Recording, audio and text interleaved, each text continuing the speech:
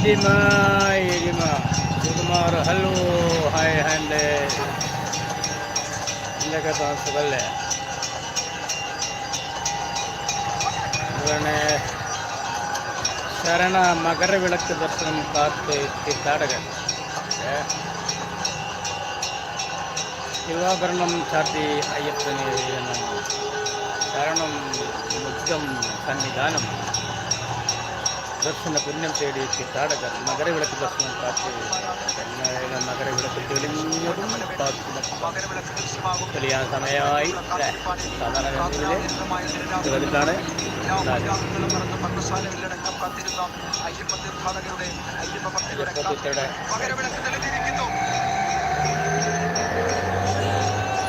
മകരവിളക്ക് തെളിഞ്ഞിരിക്കുന്നു മകരവിളക്ക് തെളിഞ്ഞിരിക്കുന്നു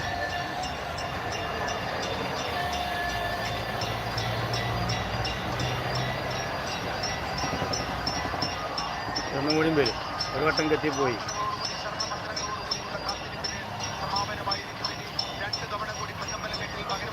വരുന്നു അതാ ആകണം മകരവിളക്ക് ഇതാണ് മകരവിളക്ക് കണ്ടോളി മകരവിളക്ക് തോന്നി ഇനി ഒരു പ്രാവശ്യം കൂടി മകരവിളക്ക് കഴിയുന്ന പറഞ്ഞു അതാണ് ലക്ഷ്യങ്ങൾ യാത്രാ പറ്റുന്നത് മകരവിളക്ക് ഏഷ്യാനെറ്റ് ന്യൂസിൻ്റെ സംപ്രേഷണമാണ്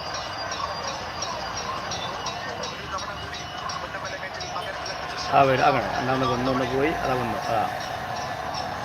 അപ്പോൾ അവർ വലുതായി കാണിക്കാനാണ് ഏഷ്യാനെറ്റ് ന്യൂസ് മകരവിളക്ക് ദർശനമാണ്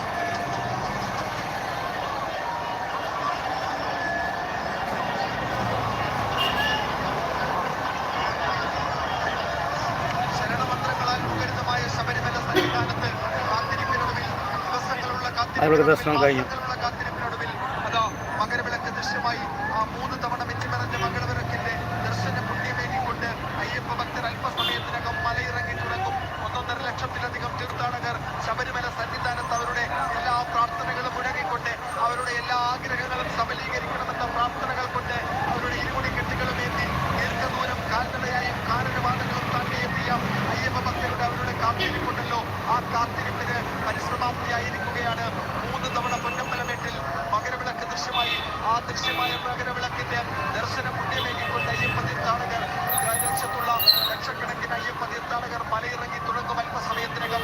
ഇനി ഏറ്റവും സുരക്ഷിതമായി അയ്യപ്പ തീർത്ഥാടകരെ പമ്പയിലെത്തിക്കുക എന്നുള്ളതാണ് സുരക്ഷയിലുള്ള ഉദ്യോഗസ്ഥരുടെയും ദേവസ്വം ബോർഡിന്റെയും എല്ലാം പ്രധാനപ്പെട്ട ദൗത്യം. അങ്ങനെ 1 ലക്ഷത്തിലധികം ആളുകൾ ഇപ്പോൾ തന്നെ ശബരിമല സന്നിധാനത്തുണ്ട് എന്നാണ് ദേവസ്വം ബോർഡും പോലീസും അടക്കം വ്യക്തമാക്കുന്നത്. അതുകൊണ്ട് അവരെല്ലാം സുരക്ഷിതമായി ഈ ശബരിമലയിൽ നിന്ന് മലയിറക്കുക എന്നുള്ളതാണ് പ്രധാനപ്പെട്ട ദൗത്യം. ഏതായാലും കഴിഞ്ഞ വർഷം ശബരിമലയിൽ മകരവിളക്ക് ദർശനം നടത്തി മടങ്ങിപ്പോയ ആളുകൾ അവർക്ക് 1 വർഷത്തെ കാത്തിരിപ്പായിരുന്നു. വീണ്ടും ഒരു മകരവിളക്ക് ദർശനം കൂടി അതിന് കൂടി സാക്ഷ്യം വഹിച്ചതിന്റെ അഭിമാനവും അതിന് കൂടി സാക്ഷ്യം വഹിച്ചതിന്റെ പുണ്യമേകിക്കൊണ്ടാണ് ഇവിടെ കൂടിയിരുന്ന വിവിധ പർണശാലകൾ.